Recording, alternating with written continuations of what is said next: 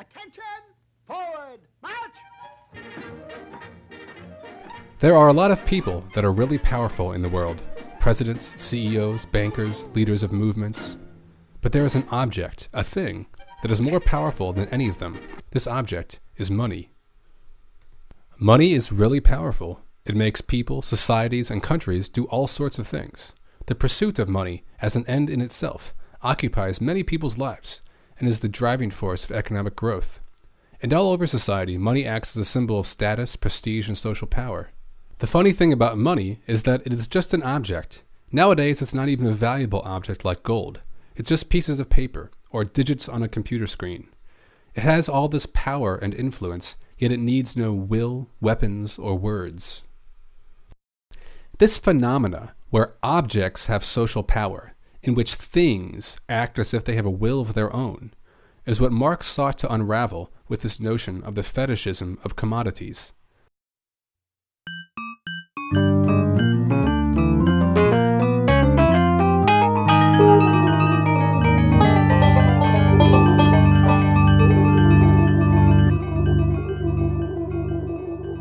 When Marx talked about fetishism, he wasn't talking about whips and chains and leather outfits. He was talking about the way the relations between producers in a capitalist society take the form of relations between things. The word fetishism originally was used to describe the practices of religions that attributed magical powers to objects, like idols or charms. If the Israelites of the Old Testament won a battle with the Philistines, they attributed their victory to the powers of the Ark of the Covenant that they carried around. If they lost, it was because they had pissed off the Ark. Of course, in reality, it was their own actions that caused them to win or lose. Attributing their own powers to an object is fetishism. For Marx, money and commodities are much like this. We think that they have mystical powers, yet their powers really come from us, from our own creative labor. Let's take a look inside a workplace. It could be any workplace, a capitalist factory, a peasant commune, a family farm, whatever.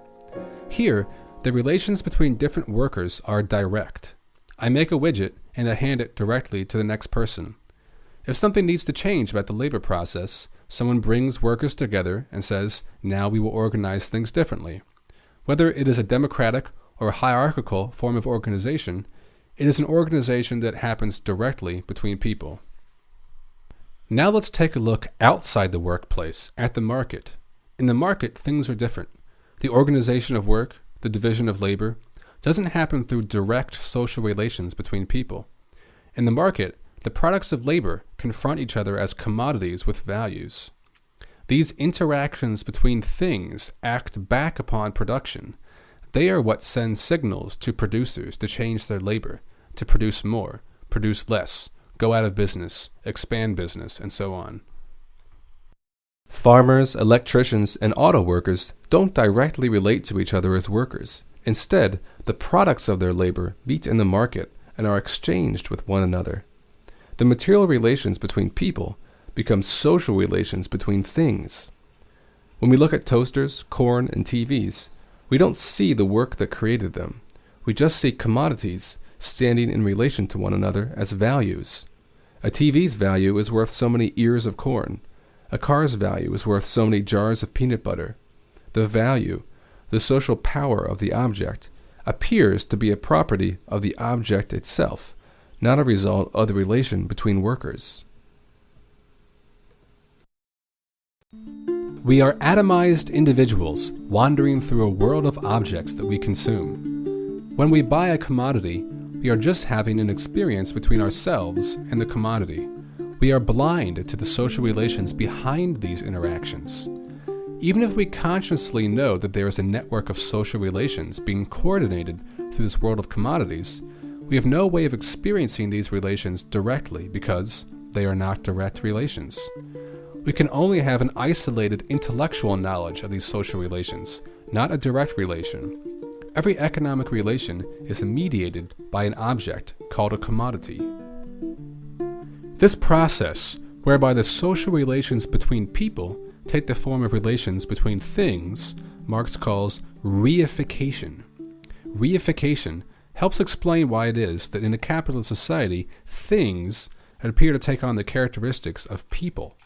Inanimate objects spring to life, endowed with a value that seems to come from the object itself. We say a book is worth $20, a sweater worth $25, but this value doesn't come from the sweater itself. You can't cut open the sweater and find $25 inside. This $25 is an expression of the relation between this sweater and all of the other commodities in the market. And these commodities are just the material forms of a social labor process coordinated through market exchange. It is because people organize their labor through the market that value exists. The illusion that value comes from the commodity itself, not from the social relations behind it, is a fetish. A capitalist society is full of such illusions. Money appears to have godlike qualities, yet this is only so because it is an object which is used to express the value of all other commodities. Profit appears to spring out of exchange itself, yet Marx worked hard to explain how profit actually originates in production through the unequal relations between capital and labor in the workplace. Rent appears to grow out of the soil, yet Marx was adamant that rent actually comes from the appropriation of value created by labor. We see these fetishistic ideas in modern-day mainstream economic theory, in the idea that value comes from the subjective experience between a consumer and a commodity, and that capital creates value by itself. Yet the theory of commodity fetishism isn't just a theory of illusion. It's not that the entire world is an illusion, reality existing somewhere far below the surface, always out of sight. The illusion is real. Commodities really do have value. Money really does have social power. Individual people really are powerless, and material structures really do have social power. There is not a real world of production existing below the surface in which the relations between producers are direct. Relations between people are only indirect, only coordinated through the mystifying world of commodities. The theory of commodity fetishism is central to Marx's theory of value, and it's one of the things that sharply distinguishes him from his predecessors. Adam Smith and David Ricardo both held that prices were explained by labor time. But Marx's value theory is much more than a theory of price. It's a theory of the way the social relations between people take on material forms that then act back upon and shape these social relations. Labor takes the form of value embodied in commodities. Money price becomes the universal expression of this value. The pursuit of money as an end in itself dominates society. Means of production become capital. Money, commodities, and capital, as representatives of social value, become independent forces in their own right, out of the control of society. The law of value is the law of these forces. Attempts to exert some control over these forces, through monopoly or the state, always become enmeshed in the social antagonisms of value.